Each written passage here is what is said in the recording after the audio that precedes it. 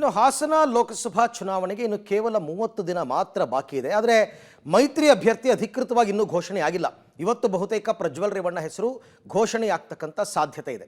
ಅದಕ್ಕೂ ಮುನ್ನವೇ ಅವರ ಕುಟುಂಬದವರು ಅಬ್ಬರದ ಪ್ರಚಾರದಲ್ಲಿ ತೊಡಗಿದ್ದಾರೆ. ಆದರೆ ರಾಜ್ಯ ಬಿಜೆಪಿ ಪ್ರಧಾನ ಕಾರ್ಯದರ್ಶಿ ಪ್ರೀತಮ್ ಗೌಡ ಮಾತ್ರ ತಮ್ಮ ನಿಲುವನ್ನು ಬದಲಾಯಿಸಿಲ್ಲ, ಮುನಿಸ್ಕೊಂಡಿದ್ದಾರೆ, ಪ್ರಚಾರಕ್ಕೆ ಹೋಗಲ್ಲ ಅಂತ ಇದ್ದಾರೆ. ಆದರೆ ಹೈಕಮಾಂಡ್ ಮಾತ್ರ ಈಗಾಗಲೇ ಮೈತ್ರಿ ಅಭ್ಯರ್ಥಿ ಘೋಷಣೆಯಾಗಿದೆ. ಹಾಗಾಗಿ ವಿವಿಧ ಮಂಡಲದ ಪದಾಧಿಕಾರಿಗಳು ಮತ್ತು ಕಾರ್ಯಕರ್ತರ ಸಭೆ ನಡೆಸಿ ಮೈತ್ರಿ ಅಭ್ಯರ್ಥಿಗೆ ಬೆಂಬಲವನ್ನು ಸೂಚಿಸಬೇಕು ಅಂತಕ್ಕಂಥ ಆದೇಶವನ್ನು ಹೊರಡಿಸಿದೆ. ಹಾಗಾದರೆ ಪ್ರೀತಮ್ ಗೌಡ ಅವರ ಮುಂದಿನ ನಿಲುವೇನು ನೋಡೋಣ. ಮೈತ್ರಿ ಅಭ್ಯರ್ಥಿ ಪರ ಪ್ರೀತಮ್ ಗೌಡ ಪ್ರಚಾರ ಅನುಮಾನ. ಮೊಮ್ಮಗನ ಪರ ದೊಡ್ಡಗೌಡ್ರು ಎರಡನೇ ಸುತ್ತಿನ ಪ್ರಚಾರ. ಜೆಡಿಎಸ್ನ ಭದ್ರಕೋಟೆಯಾಗಿರುವ ಹಾಸನ ಜಿಲ್ಲೆಯಲ್ಲಿ ಈ ಬಾರಿ ಬಿಜೆಪಿ ಮೈತ್ರಿಯೊಂದಿಗೆ ಮತ್ತೊಮ್ಮೆ ಹಾಲಿ ಸಂಸದ ಪ್ರಜ್ವಲ್ ರೇವಣ್ಣ ಅವರನ್ನ ಗೆಲ್ಲಿಸೋದಕ್ಕೆ ದಳಪತಿಗಳು ಶತಾಯಗತಾಯ ಹೋರಾಟವನ್ನ ನಡೆಸುತ್ತಿದ್ದಾರೆ.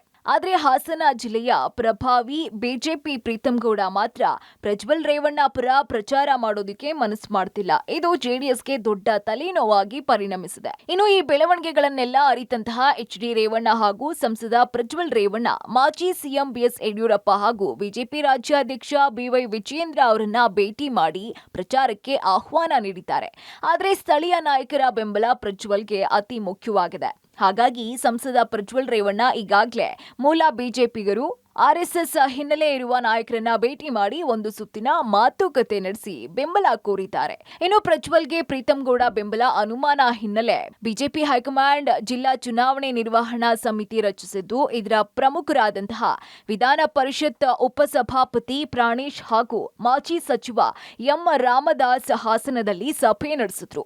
ಈ ವೇಳೆ ಮಾತನಾಡಿದಂತಹ ಅವರು ಮಾಜಿ ಶಾಸಕ ಹಾಗೂ ರಾಜ್ಯ ಬಿಜೆಪಿ ಪ್ರಧಾನ ಕಾರ್ಯದರ್ಶಿ ಪ್ರೀತಮ್ ಗೌಡ ಅವರು ಖಂಡಿತ ಜೆಡಿಎಸ್ ಪರ ಪ್ರಚಾರ ಮಾಡಲಿದ್ದಾರೆ ಅಂತ ಹೇಳಿದ್ದಾರೆ. ಭಾರತೀಯ ಜನತಾ ಪಕ್ಷ ಹಾಸನಲ್ಲಿ ತನ್ನದೇ ಆದಂಥ ಪ್ರಾಬಲ್ಯವನ್ನು ಹೊಂದಿದೆ ಮತ್ತು ಆರ್ಗನೈಸೇಷನ್ ಅಲ್ಲೂ ಕೂಡ ನಾವು ಬಲವಾಗಿದ್ದೀವಿ. ಪ್ರೀತಮ್ ಅವರು ಅವ್ರಿಗೆ ಸ್ವಲ್ಪ ಜವಾಬ್ದಾರಿ ಅಂದರೆ ದಕ್ಷಿಣದ ಜವಾಬ್ದಾರಿಗಳು ಇದೆ. ಹಾಗಾಗಿ ಅವ್ರಿಗೆ ಮೈಸೂರು, ಹಾಸನ ಇವೆಲ್ಲವನ್ನು ಜೋಡಿಸುವಂಥ ಕೆಲಸಗಳು ಆಗ್ತಾ ಇದೆ. ಅದರ ಜೊತೆಯಲ್ಲಿ ಹಾಸನದ ಜವಾಬ್ದಾರಿ ತವರು ಮನೆ. ಹಾಗಾಗಿ ಅವರ ನೇತೃತ್ವದಲ್ಲೇ ಬಾಕಿಯವರೆಲ್ಲರೂ ಕೆಲಸ ಮಾಡುವಂಥದ್ದಾಗುತ್ತೆ. ಖಂಡಿತ ಬರ್ತಾರೆ. ನಾವೆಲ್ಲರೂ ಅವರು ಕೋಆರ್ಡಿನೇಟ್ ಮಾಡುವಂಥ ದೃಷ್ಟಿಯಿಂದ ನಾವೆಲ್ಲರೂ ಇದ್ದೇವೆ. ನಿಶ್ಚಿತವಾಗಿ ಏಕಮುಖವಾಗಿ ನಮ್ಮ ಕಾರ್ಯ ನಡೆಯುತ್ತೆ. ಹಾಸನದಂಥ ಜಾಗದಲ್ಲೂ ಕೂಡ ಎರಡೂ ಪಕ್ಷಗಳು ಸೇರಿದಾಗ ಎಷ್ಟು ಬಲ ಬಂದಿದೆ, ಮೋದಿಯ ಬಲ ಇವತ್ತು ಜನತಾದಳಕ್ಕೆ ಎಷ್ಟು ಲಾಭ ಆಗುತ್ತೆ ಅನ್ನೋದು ಕೂಡ ಅಲ್ಲಿ ಗೊತ್ತಾಗುತ್ತೆ. ಮತ್ತೊಂದು ಕಡೆ ಮೊಮ್ಮಗನ ಪರವಾಗಿ ಮಾಜಿ ಪ್ರಧಾನಿ ಎಚ್.ಡಿ. ದೇವೇಗೌಡರು ಎರಡನೇ ಸುತ್ತಿನ ಪ್ರಚಾರಕ್ಕೆ ಇಳಿದಿದ್ದಾರೆ. ಹಾಸನ ನಗರದ ಜ್ಞಾನಾಕ್ಷಿ ಕಲ್ಯಾಣ ಮಂಟಪದಲ್ಲಿ ಜೆಡಿಎಸ್ ಎಸ್ಸಿ/ಎಸ್ಟಿ ಘಟಕದಿಂದ ಲೋಕಸಭಾ ಕ್ಷೇತ್ರ ವ್ಯಾಪ್ತಿಯ ಪರಿಶಿಷ್ಟ ಜಾತಿ ಪಂಗಡದ ಮುಖಂಡರು ಪದಾಧಿಕಾರಿಗಳ ಸಭೆ ಕರೆದಿದ್ದು, ಜಿಲ್ಲೆಯ ಎಲ್ಲಾ ಎಸ್ಸಿ/ಎಸ್ಟಿ ಸಮುದಾಯವನ್ನ ಒಗ್ಗೂಡಿಸಿ ಚುನಾವಣೆ ಎದುರಿಸುವ ಬಗ್ಗೆ ಚರ್ಚಿಸಲಿದ್ದಾರೆ.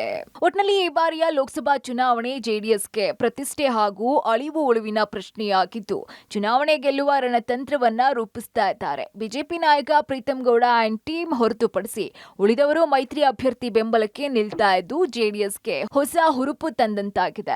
ಕ್ಯಾಮರಾಮನ್ ನಾಗರಾಜ್ ಜೊತೆ ಶಶಿಧರ್ ಬಿಸಿ, ಪಬ್ಲಿಕ್ ಟಿವಿ, ಹಾಸನ.